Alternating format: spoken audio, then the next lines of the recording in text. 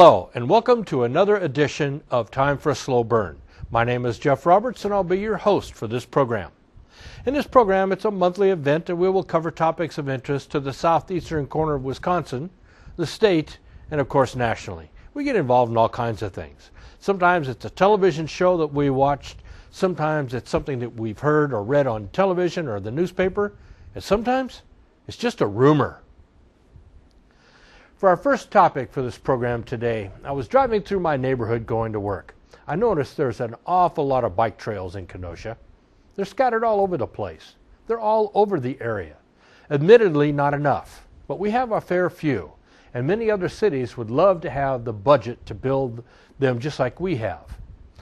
But that's where the rub begins. We have drivers who forget. The bicycles have the same right to the road as they do. Drivers of cars, SUVs, pickups, and vans must take extra care to avoid accidents with bicycles. That means the motorized as well as the human-powered kind. It's their road too, and you're not so important that you can't take the time to clear both left and right and shut off your cell phone before pulling out into an intersection. Sadly, nearly every day there is an accident involving a bicycle somewhere in America. Bike accidents account for the lowest number of accidents across the U.S., but that's no excuse for drivers to be careless and strike a bicycle rider. In fact, the very first car crash recorded in America killed a bicycle rider in New York City in 1896. Now let's flash forward to 2014. In the United States alone, we experienced 720 deaths by bicycle riders.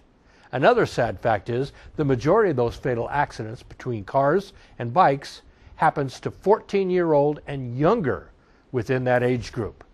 Many of these accidents were kids riding the wrong way on the street, doing stunts where the rider lost control of the bike and toppled over in front of traffic. But many were hit by careless drivers. Another startling fact about bike accidents is that in 2012, over 21% of all accidents, it was 2% of all traffic accidents involved a bicycle. 2%. That's an amazing statistic.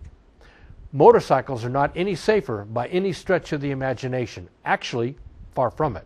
In 2014, one study from the National Highway Traffic Safety Council reported 4,295 deaths on Americans' network of roadways.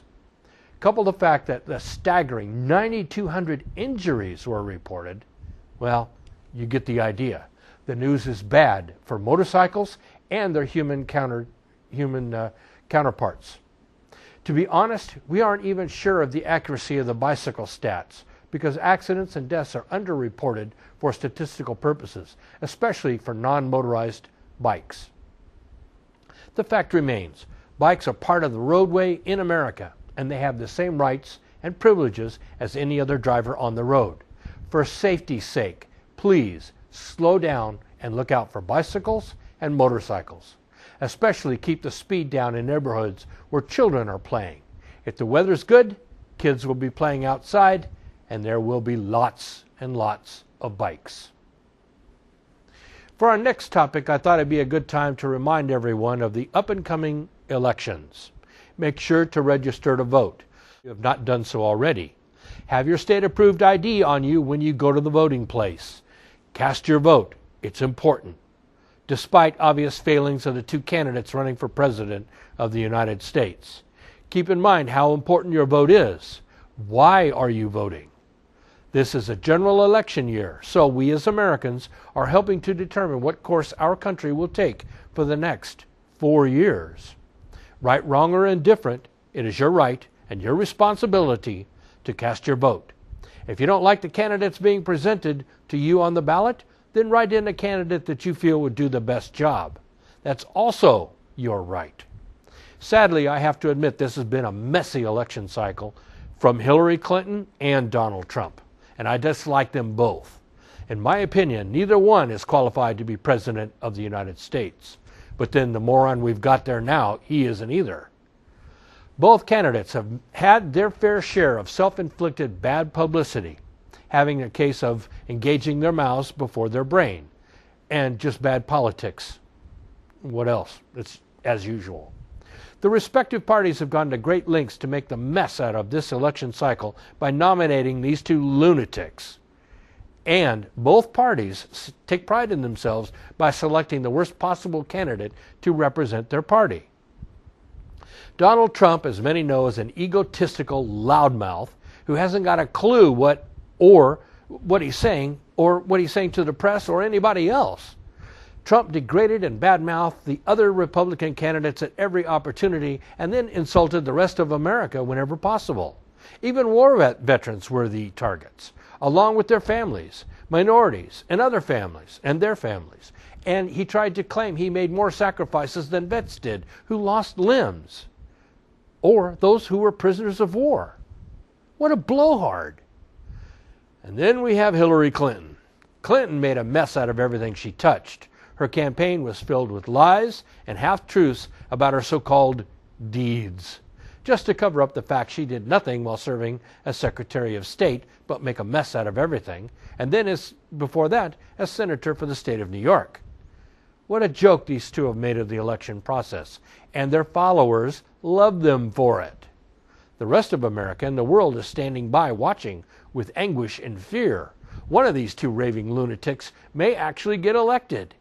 If Trump wins, you can expect our allies to back out of every treaty and abandon their loyalty to America along with all hope. Our enemies will just restart their campaigns of expansion and destruction of anyone who opposes them because Trump hasn't got a clue what to do with our military.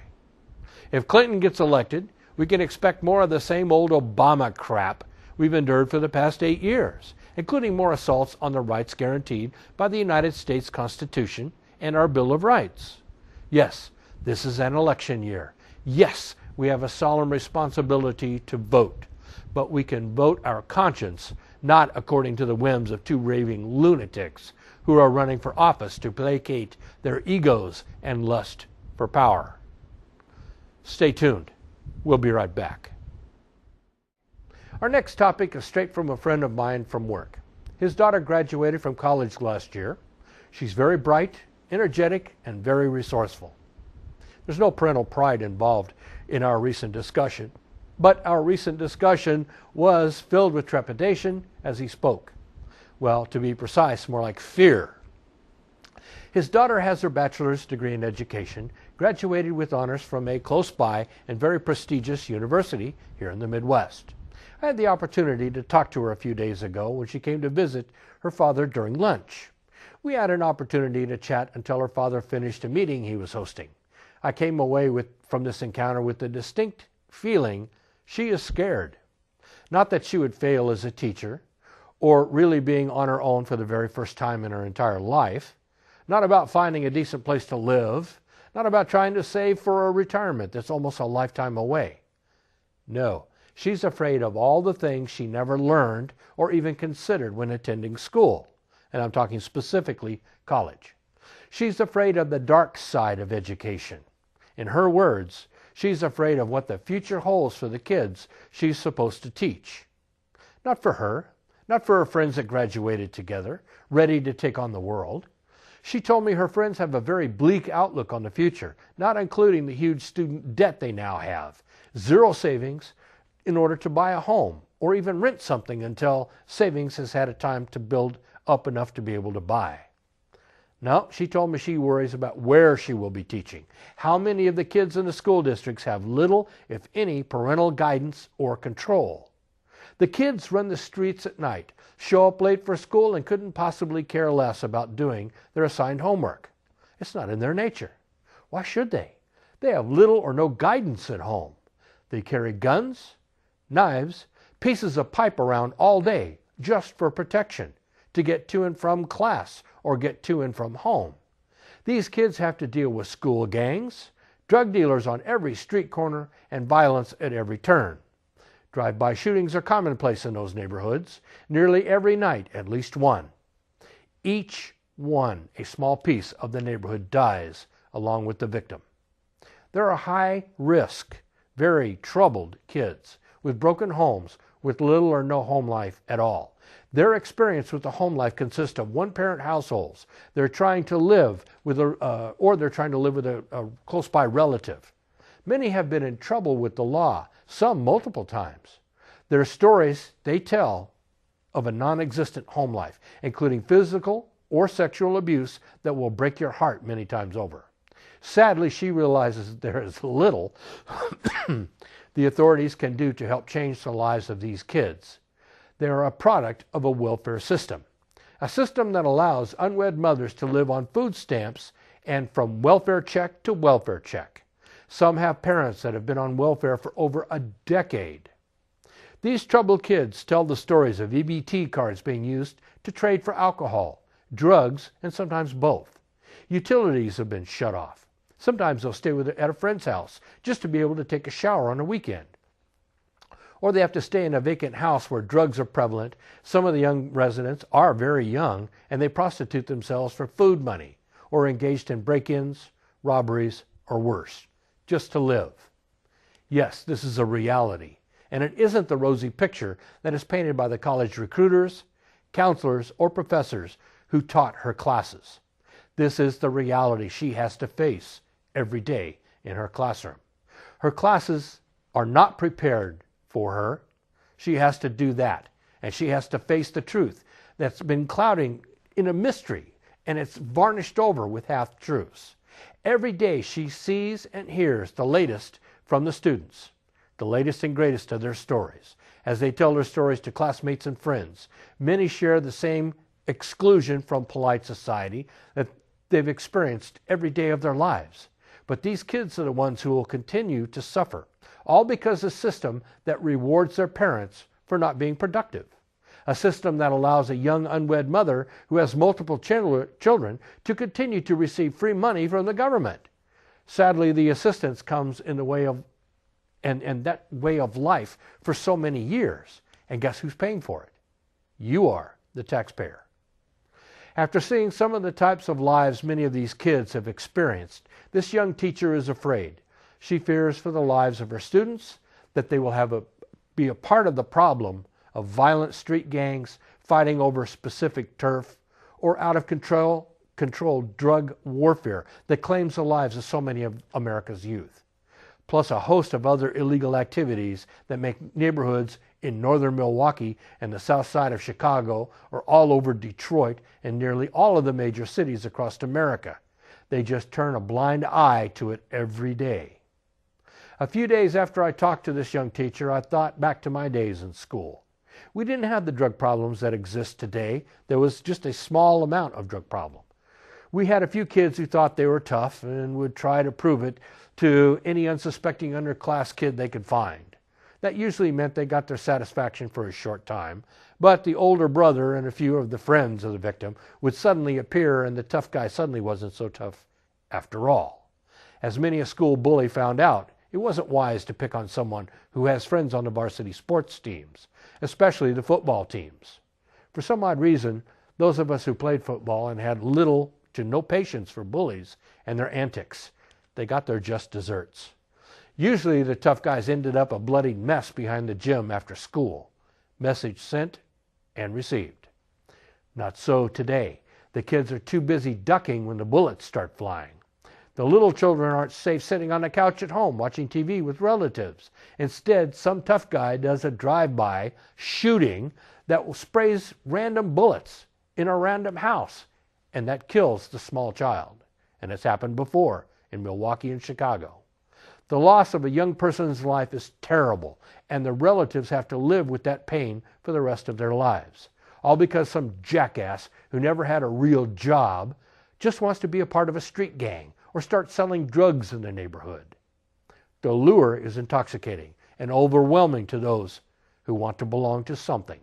Doesn't matter how much pain that belonging dishes out to others. Just to belong, that's the goal. Welcome back. Because it's an election year, it's about time to ruffle a few feathers on a national scale. Many voting watchdog groups have complained during each election cycle about how corruption and pay for voting has become an issue. We've heard our fair share of that type of scandal, even here in Kenosha. The stories of busloads of people from Illinois parking in the parking lot adjacent to the voting locations and unloading their passengers. Each have been given instructions on who to vote for and what referendum to vote for and vote on, and even where to meet after and reboard the bus for the trip back home. Republicans have led the charge to change how we vote, to require state-approved IDs with addresses and an ID picture. Control the process. The controls of the process have started to tighten, and the likelihood of fraud has been lessened. Or has it? On the opposite side of that coin, Democrats have screamed bloody murder for any voting reforms, stating that it's too difficult to get a state-approved ID for those who are poor, minorities, or the older population, and those who need assistance to move around. Both sides have a good argument at first, that's the way it seems, and it seems like it can hold up. And then part of it starts to fall apart under close scrutiny. That piece that concerns me is about the state-approved IDs with a picture and current address listed on it. State-approved IDs are available for just about anyone, anywhere, and in many cases, free transportation is being provided to obtain them.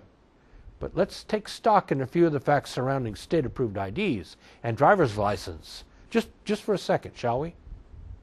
Let's see. You and I are required to have a driver's license and to be able to cash a check at any of the local grocery stores, retail stores, or to open any sort of financial accounts at banks, credit unions, and other financial institutions. We have to have a state driver's license to obtain a mortgage, rent an apartment, buy a house or rent a house, or office space. You have to have a state-approved driver's license to rent a car. You have to have a valid driver's license for that. To drop off recyclables here in Kenosha, you have to have a state-approved ID or driver's license that shows a Kenosha address, or you don't get to drop off your grass clippings, brush, and old sod. And those are just a few of the examples of mandatory documentation to prove who you are and where you live. But voter fraud can come in a wide variety of sizes and flavors. There are many twists and turns when it comes to stuffing the ballot box. Here is something else to consider, and I'm not making this up. I've not hired anyone to act or script it or produce the video you're about to see. This video is real, and it's shocking, and it can happen to any voting district or districts. It can happen at the local level, state, and of course, the national level. But please keep in mind, both political parties have been accused of tampering with the votes, voting machines, and the entire voting process. Just in case you may have forgotten, set the Wayback Machine to the hanging Chad issue from the general election in 2000. Sadly, this video is proof positive. If you pay enough, you can get the results you want. And it only seems small scale, but just think about it. Just how far will political parties go to control an election in their region or even the nation?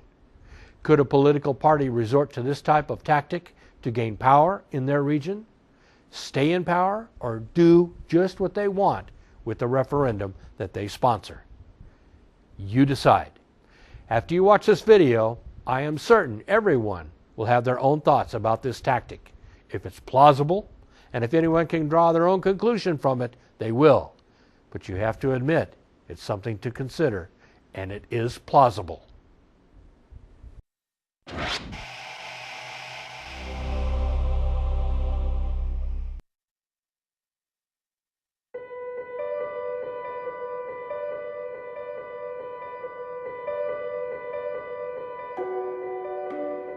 America, the world's greatest democracy, and at its heart, the vote, the will of the people.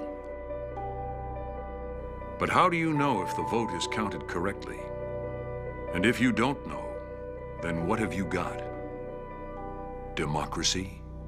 When people see what's really going on, there's no way we will allow this to continue.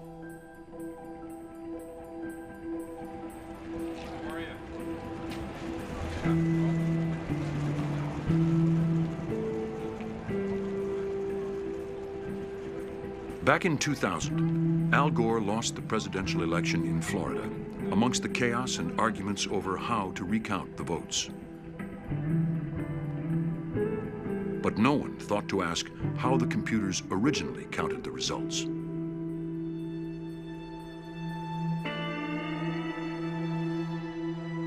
As dusk fell on election night, one official noticed something very strange, a sign that the heart of America's democracy was in danger. In Volusia County, Florida, an election computer counted Al Gore's totals backwards. He had negative votes. It was showing a minus sign in front of the votes that it had subtracted from Gore. I mean, it wasn't like it was trying to hide it. It says there's minus 16,022 votes here. How could a computer that is supposed to protect the votes of you and me count backwards to give a candidate negative votes? Either it was an error, or someone had tried to rig the election. There was an investigation into the negative votes, and it was established that the problem couldn't have been due to machine failure, because only the totals for the presidential race were affected. It looked like a second memory card may have been loaded onto the computer. Memory cards contain the votes, but this second card had disappeared, so they couldn't check it.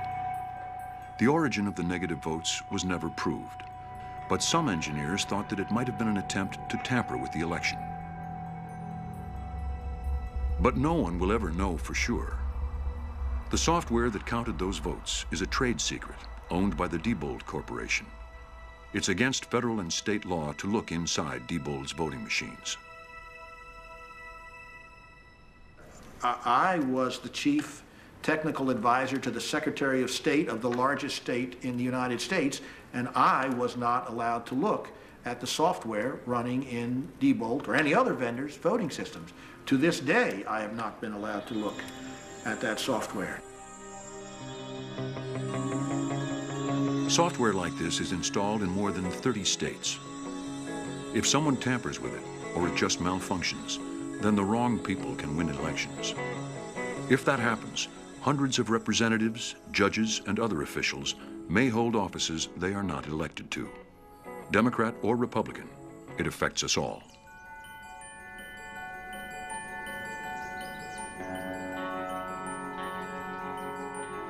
Bev Harris lives in Seattle with her family. A writer, publicist, and grandmother, she knew nothing about computer programming or election systems. But when her county bought a new touchscreen system, she started to ask questions. The answers she got reveal a system in crisis. You know, I had a life before I did this, and I never really envisioned becoming any kind of an activist or advocate.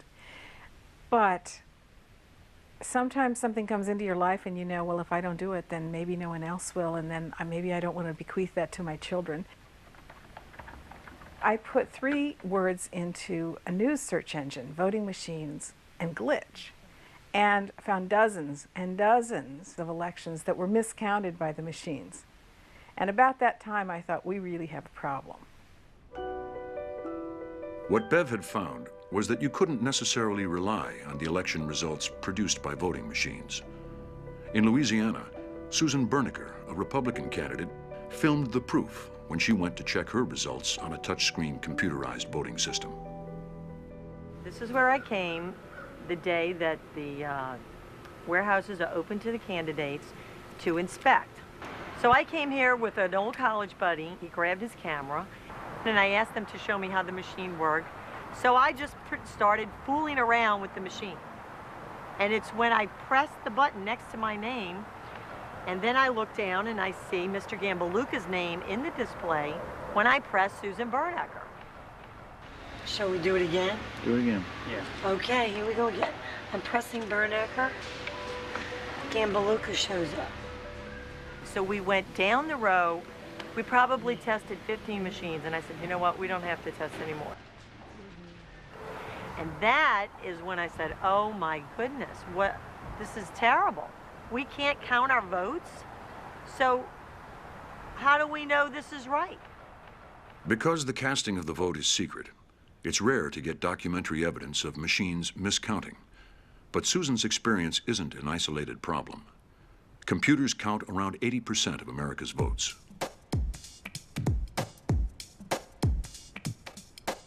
It's the counties that run elections and buy voting machines.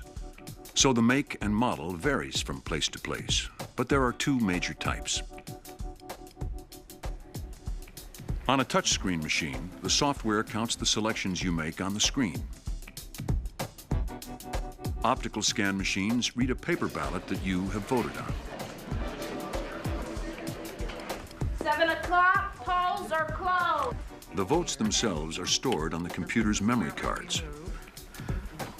This is the voter cartridge. This cartridge is very important, and it goes right into our bag. There it is. These memory cards are taken to a master computer, sometimes called the central tabulator, which reads the votes, adds them up, and then declares the winner. The problem is that you can't see a computer adding up the votes. So, how do you know if it's counted correctly?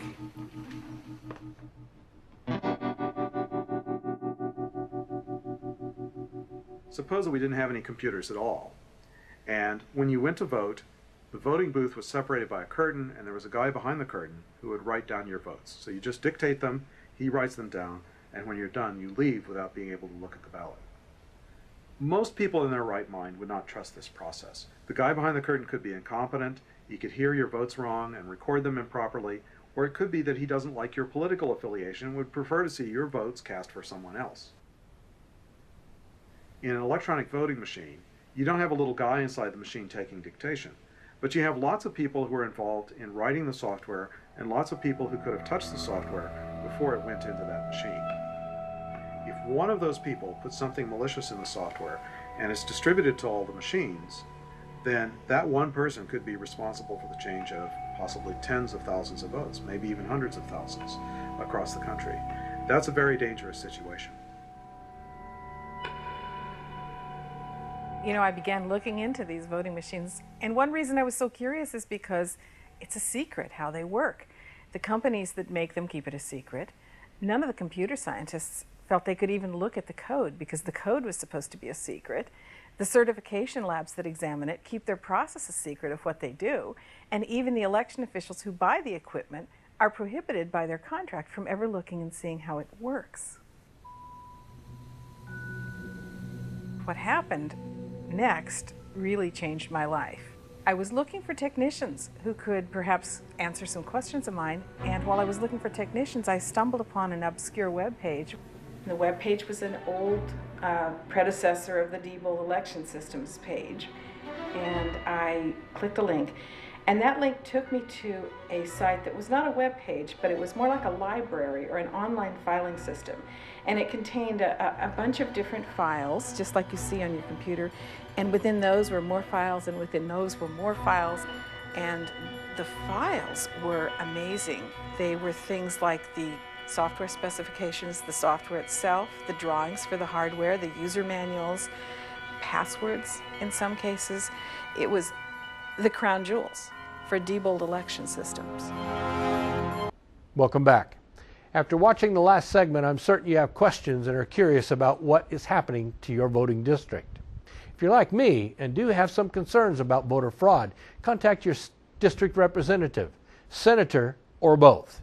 Ask what their stance is on voter fraud. Find out what they're doing about it. Do not rely on the status quo, which is the contributing factor to what leads to voter fraud in the first place. And this argument doesn't hold water, not in a general election year. There's far too much at stake. Here are the names and numbers you see below, are the contact information you need to stay informed. I encourage you to reach out to your representative or senator and voice any concerns that you may have. For our district, our voting district, it's Peter Barca. He's a Democrat from Kenosha, District 64. His number 608-266-5504 or 888-534-0064. You can email his Madison office, or you can mail to Room 201, West State Capitol, Post Office Box 8952, Madison, Wisconsin 53708. And once again, you see his email address on your screen. Samantha Kirkman, she's the Republican from Salem, District 61. Her number is 608-266-2530 or 529-0061. Once again, her email address is shown on the screen. You can also write a letter to the Madison office at room 315, North State Capitol, Post Office Box 8952, Madison, Wisconsin 53708. Todd Onstadt, Democrat from Kenosha, District 65. His phone number 608-266-0455 or 888-534-0065. You see his email. You can also write to him in room 128, North State Capitol, Post Office Box 8953, Madison, Wisconsin 53708. And then we have Robert Wirch. He's our senator, Democrat from Kenosha, District 2, 608-267-8979 or 262-694-7379. You can also use his email address that you see on the screen. Well, that's it for another edition of Time for a Slow Burn. Tune in next time for topics of interest that tend to burn your hide. Thanks for watching. Bye for now.